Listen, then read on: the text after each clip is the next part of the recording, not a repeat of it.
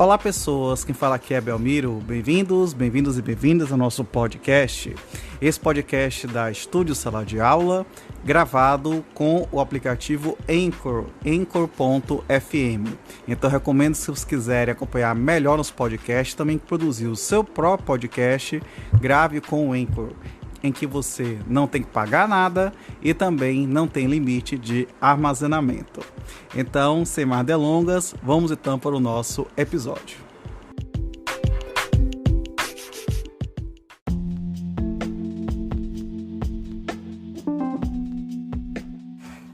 Capítulo 9 do depósito. Seção 1 do depósito voluntário. Artigo 627. Pelo contrato de depósito, recebe o depositário um objeto móvel para guardar até que o depositante o reclame.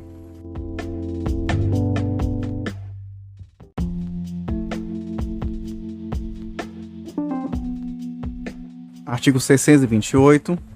O contrato de depósito é gratuito, exceto se houver convenção em contrário, se resultante de atividade negocial ou se o depositário o praticar profissão. Parágrafo único. Se o depósito for oneroso e a retribuição do depositário não constar de lei, nem resultar de ajuste, será determinada pelos usos do lugar e, na falta destes, por arbitramento.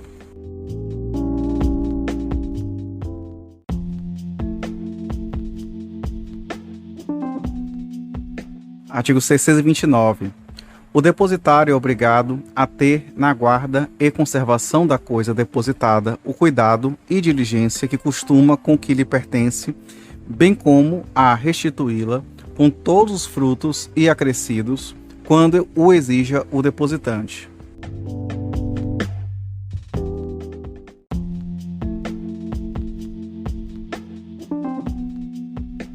Artigo 630. Se o depósito se entregou fechado, colado, selado ou lacrado, nesse mesmo estado se manterá.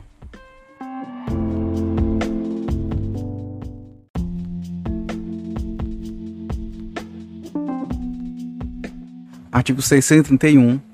Salvo disposição em contrário, a restituição da coisa deve dar-se no lugar em que tiver de ser guardada.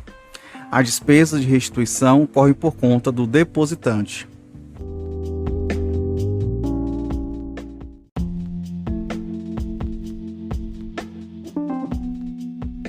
Artigo 632.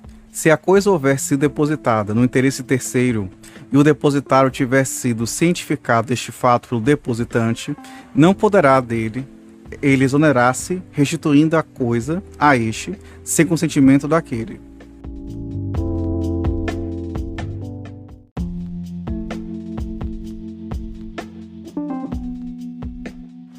Artigo 633. Ainda que o contrato fixe prazo à restituição, o depositário entregará o depósito logo que se lhe exija, salvo se tiver o direito de retenção, a que se refere o artigo 644, se o objeto for judicialmente embargado, se sobre ele pender execução notificada ao depositário, ou se houver motivo razoável de suspeitar que a coisa foi dolosamente obtida.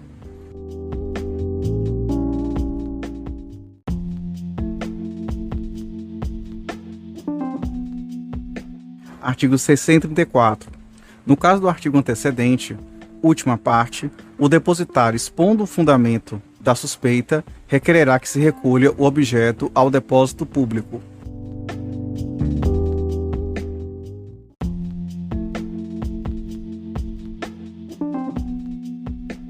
Artigo 635. Ao depositário será facultado, outro sim, requerer depósito judicial da coisa, quando, por motivo plausível, não a possa guardar e o depositante não queira recebê-la.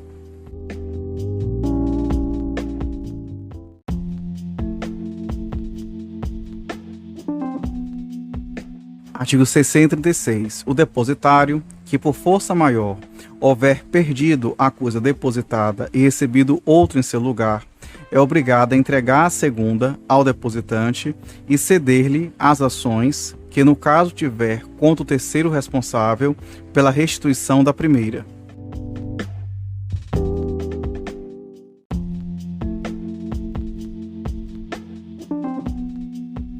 Artigo 637. O herdeiro depositário que de boa-fé vendeu a coisa depositada é obrigado a assistir o depositante na reivindicação e a restituir ao comprador o preço recebido.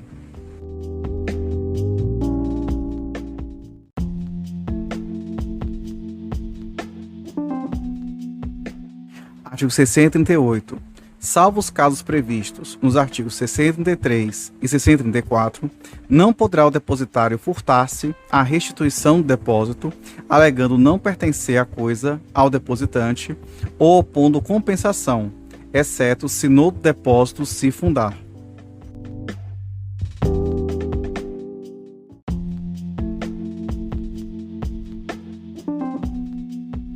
Artigo 639. Sendo 2 ou mais depositantes e divisível a coisa, a cada um só entregará o depositário a respectiva parte, salvo se houver entre eles solidariedade.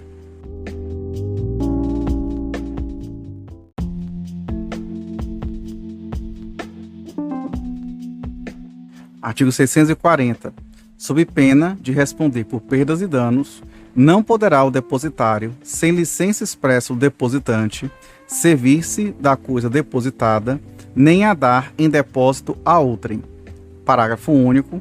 Se o depositário, devidamente autorizado, confiar a coisa em depósito a terceiro, será responsável se agiu com culpa na escolha deste.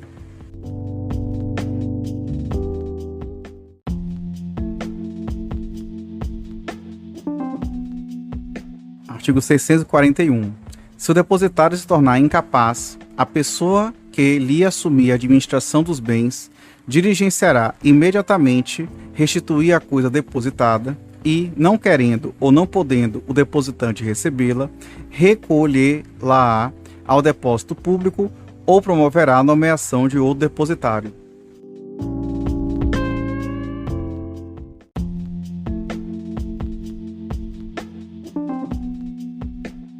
Artigo 642.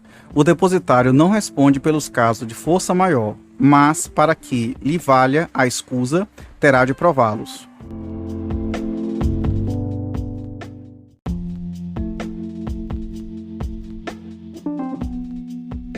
Artigo 643.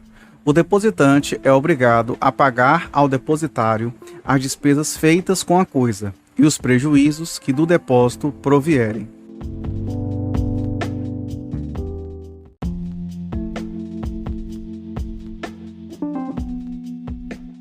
Artigo 644.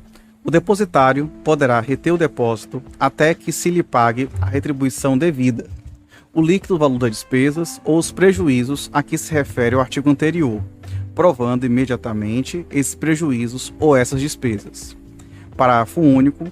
Se essas dívidas, despesas ou prejuízos não forem provados suficientemente ou forem ilíquidos, o depositário poderá exigir caução idônea do depositante ou, na falta desta, a remoção da coisa para o depósito público até que se liquidem.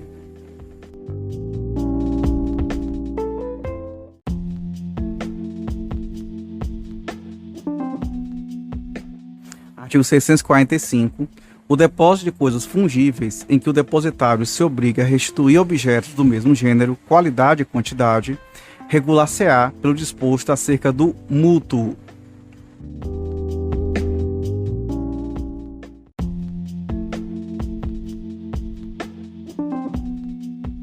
Artigo 646. O depósito voluntário provar-se-á por escrito.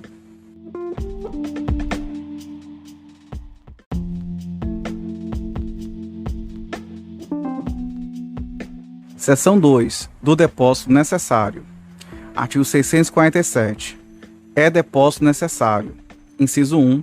O que se faz em desempenho de obrigação legal. Inciso 2. O que se efetua por ocasião de alguma calamidade, como o incêndio, a inundação, o naufrágio ou o saque.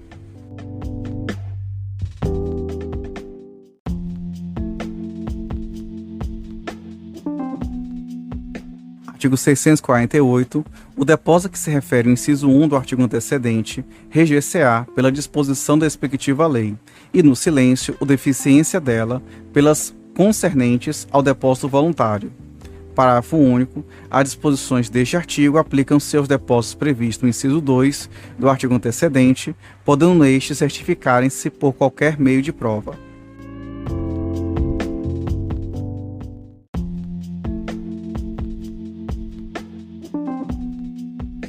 Artigo 649. Aos depósitos previstos no artigo antecedente, é equiparado o das bagagens dos viajantes ou hóspedes nas hospedarias onde estiverem.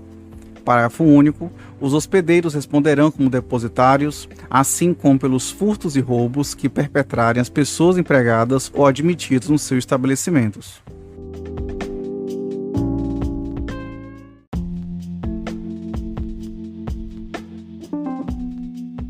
Artigo 650. Cessa, nos casos do artigo antecedente, a responsabilidade dos hospedeiros se provarem que os fatos prejudiciais dos viajantes ou hóspedes não podiam ter sido evitados.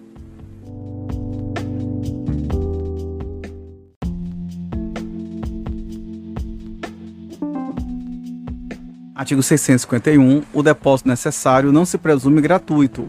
Na hipótese do artigo 649, a remuneração pelo depósito está incluída no preço da hospedagem.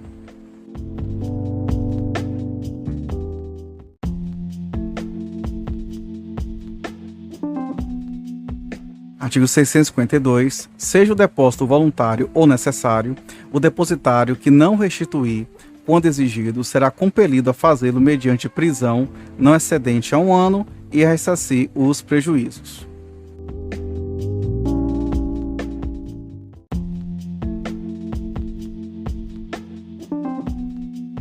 Capítulo 10 do Mandato. Seção 1. Disposições gerais.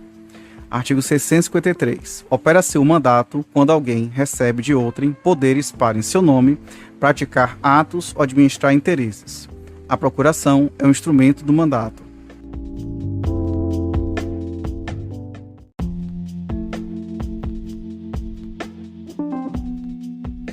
Artigo 654. Todas as pessoas capazes são aptas para dar procuração mediante instrumento particular, que valerá desde que tenha a assinatura do outorgante. Parágrafo 1º. Um instrumento particular deve conter a indicação do lugar onde foi passado, a qualificação do outorgante e do outorgado, a data e objetivo da outorga, com a designação e extensão dos poderes conferidos. Parágrafo 2º. O terceiro com quem o mandatário tratar poderá exigir que a procuração traga a firma reconhecida.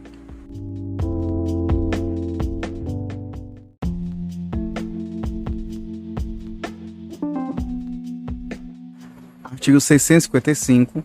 Ainda quando se outorgue mandato para o instrumento público, pode subestabelecer-se mediante instrumento particular.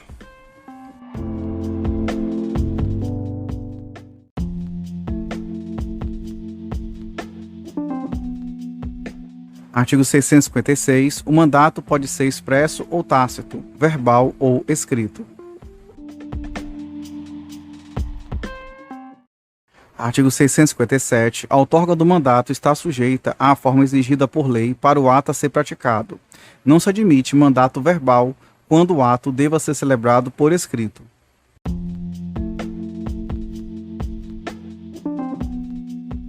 Artigo 658. O mandato presume-se gratuito quando não houver sido estipulada a retribuição, exceto se o seu objeto corresponder ao daqueles que o mandatário traga por ofício ou profissão lucrativa. Parágrafo único. Se o mandato for oneroso, caberá ao mandatário a retribuição prevista em lei ou no contrato. Sendo esses omissos, será ela determinada pelos usos do lugar ou, na falta destes, por arbitramento.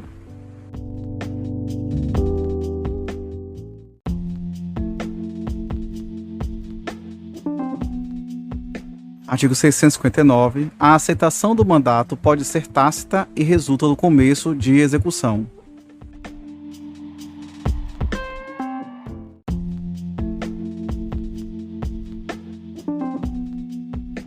Artigo 660. O mandato pode ser especial a um ou mais negócios, determinadamente, ou geral a todos os do mandante.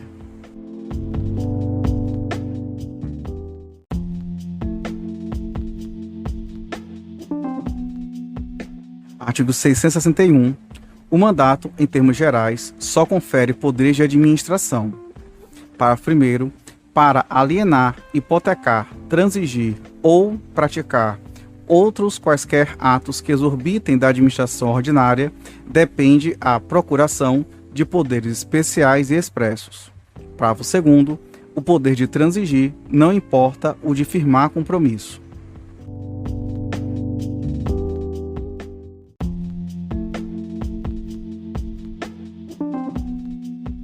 Artigo 662. Os atos praticados por quem não tenha mandato ou o tenha sem poderes suficientes são ineficazes em relação àquele em cujo nome foram praticados, salvo se este os ratificar. Parágrafo único. A ratificação há de ser expressa ou resultar de ato inequívoco e retroagirá a data do ato.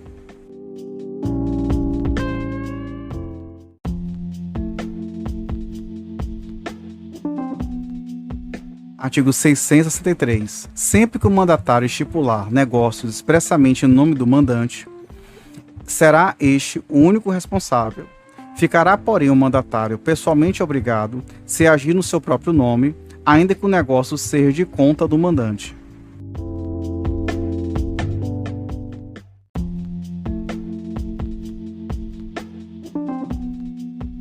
Artigo 664. O mandatário tem o direito de reter do objeto da operação que lhe foi cometida, quanto baste para pagamento de tudo que lhe for devido em consequência do mandato.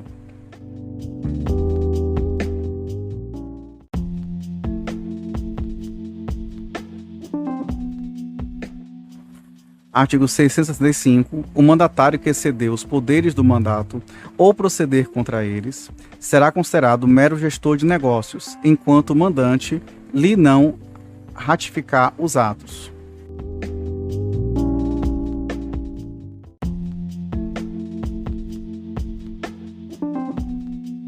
Artigo 666. O maior de 16 anos e menor de 18 anos não emancipado pode ser mandatário, mas o mandante não tem ação contra ele, senão de conformidade com as regras gerais aplicáveis a obrigações contraídas por menores.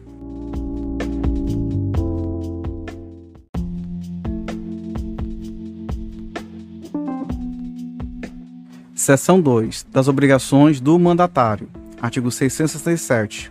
O mandatário é obrigado a aplicar toda a sua diligência habitual na execução do mandato e a indenizar qualquer prejuízo causado por culpa sua ou daquele a quem subestabelecer, sem autorização, poderes que devia exercer pessoalmente.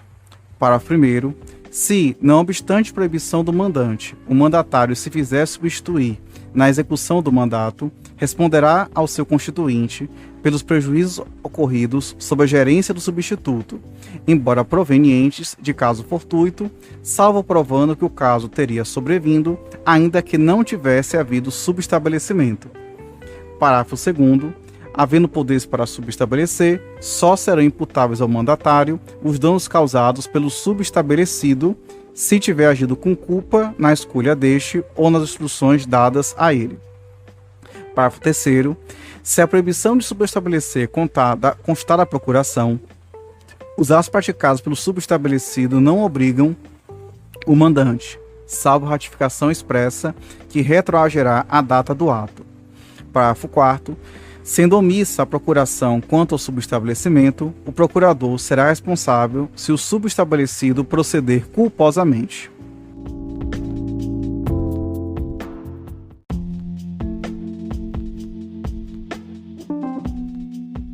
Artigo 668. O mandatário é obrigado a dar contas de sua gerência ao mandante, transferindo-lhe as vantagens provenientes do mandato, por qualquer título que seja.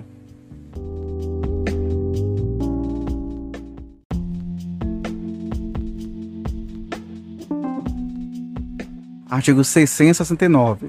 O mandatário não pode compensar os prejuízos a que deu causa com os prejuízos que, por outro lado, tenha granjeado ao seu constituinte.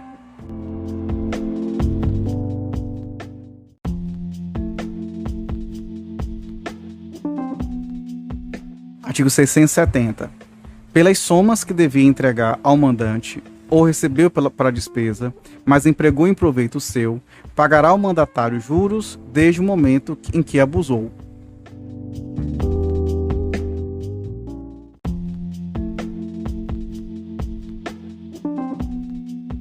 Artigo 671. Se o mandatário, tendo fundos ou crédito do mandante, comprar em nome próprio algo que devera comprar para o mandante, por ter sido expressamente designado no mandato, terá este ação para obrigá-lo à entrega da coisa comprada.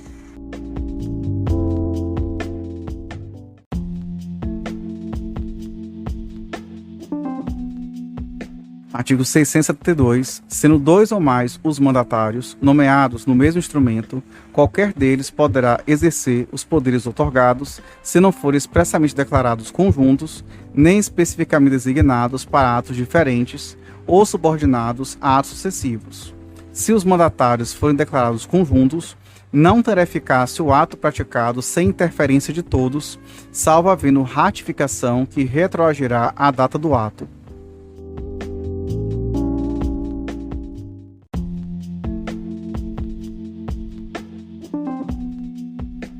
Artigo 673. O terceiro que, depois de conhecer os poderes do mandatário, com ele celebrar negócio jurídico exorbitante do mandato, não tem ação contra o mandatário, salvo se este lhe prometeu ratificação do mandante ou se responsabilizou pessoalmente.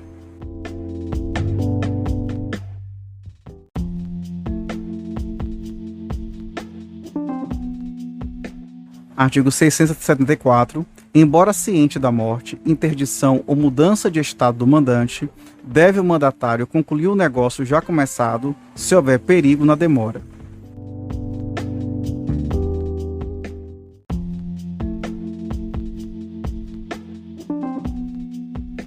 Seção 3. Das obrigações do mandante. Artigo 675. O mandante é obrigado a satisfazer todas as obrigações contraídas pelo mandatário, na conformidade do mandato conferido, e adiantar a importância das despesas necessárias à execução dele, quando o mandatário lhe o pedir.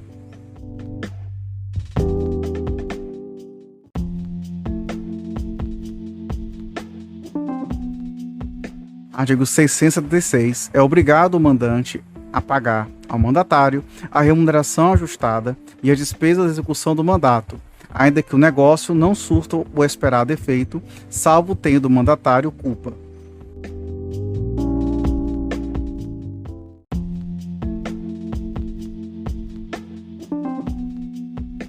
Artigo 637. As somas adiantadas pelo mandatário para execução do mandato vencem juros desde a data do desembolso.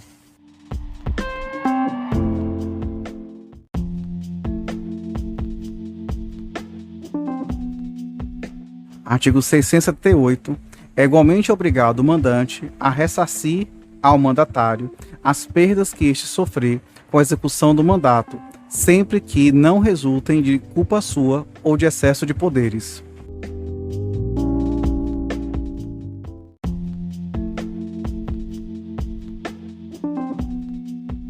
Artigo 679. Ainda que o mandatário contrarie as instruções do mandante, se não exceder os limites do mandato, ficará o mandante obrigado para com aqueles com quem o procurador contratou, mas terá contra este a ação pelas perdas e danos resultantes da não observância das instruções.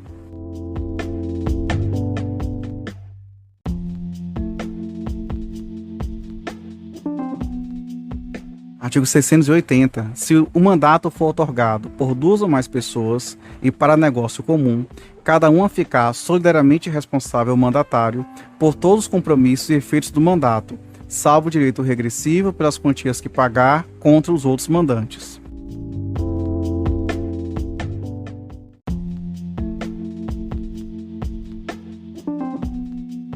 Artigo 681. O mandatário tem sobre a coisa de que tem a posse, em virtude do mandato, direito de retenção, até se reembolsar, do que no desempenho do encargo despendeu.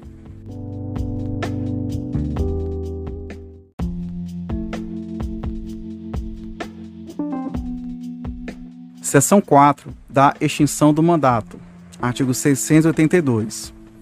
Cessa o mandato, inciso 1, pela revogação ou pela renúncia, inciso 2, pela morte ou interdição de uma das partes, inciso 3, pela mudança de estado que inabilite o mandante a conferir os poderes ou o mandatário para os exercer, inciso 4, pelo término do prazo ou pela conclusão do negócio.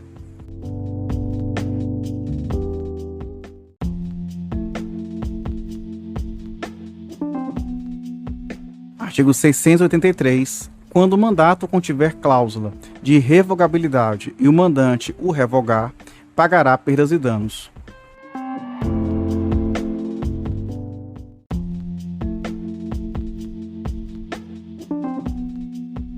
Artigo 684. Quando a cláusula de revogabilidade for condição de um negócio bilateral ou tiver sido estipulada no exclusivo interesse do mandatário, a revogação do mandato será ineficaz.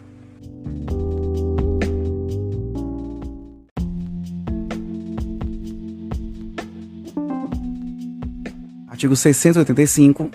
Conferido o mandato com a cláusula em causa própria, a sua revogação não terá eficácia, nem se extinguirá pela morte de qualquer das partes, ficando o mandatário dispensado de prestar contas e podendo transferir para si os bens, móveis ou imóveis, objeto do mandato, obedecido às formalidades legais.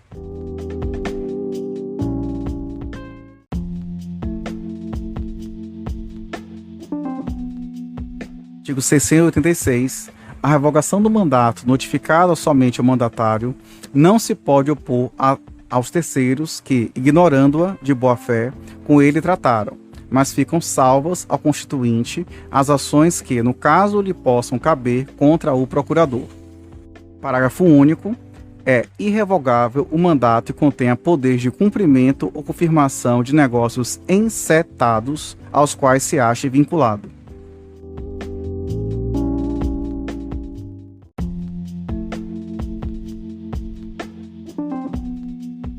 Artigo 687.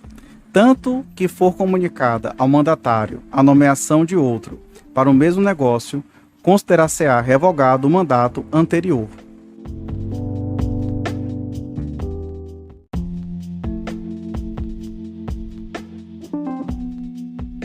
Artigo 688. A renúncia do mandato será comunicada ao mandante que, se for prejudicado pela sua inoportunidade ou pela falta de tempo, a fim de prover a substituição do procurador, será indenizado pelo mandatário, salvo se este provar que não podia continuar no mandato sem prejuízo considerável e que não lhe era dado subestabelecer.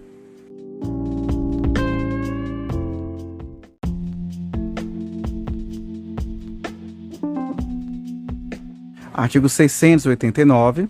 São válidos, a respeito dos contratantes de boa-fé, os atos com estes ajustados em nome do mandante pelo mandatário, enquanto este ignorar a morte daquele ou a extinção do mandato por qualquer outra causa.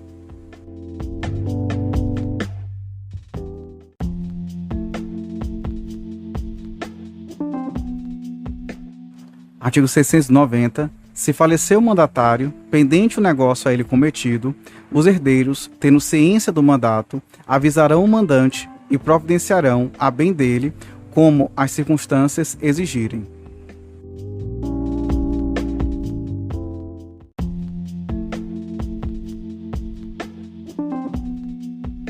Artigo 691. Os herdeiros, no caso do artigo antecedente, devem limitar-se às medidas conservatórias ou continuar os negócios pendentes que, se não possam demorar sem perigo, regulando-se os mesmos seus serviços dentro desse limite pelas mesmas normas que as do mandatário estão sujeitos.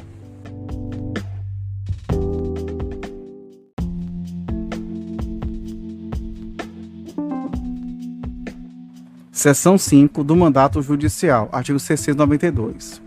O mandato judicial fica subordinado às normas que lhe dizem respeito, constante da legislação processual e supletivamente às estabelecidas neste Código.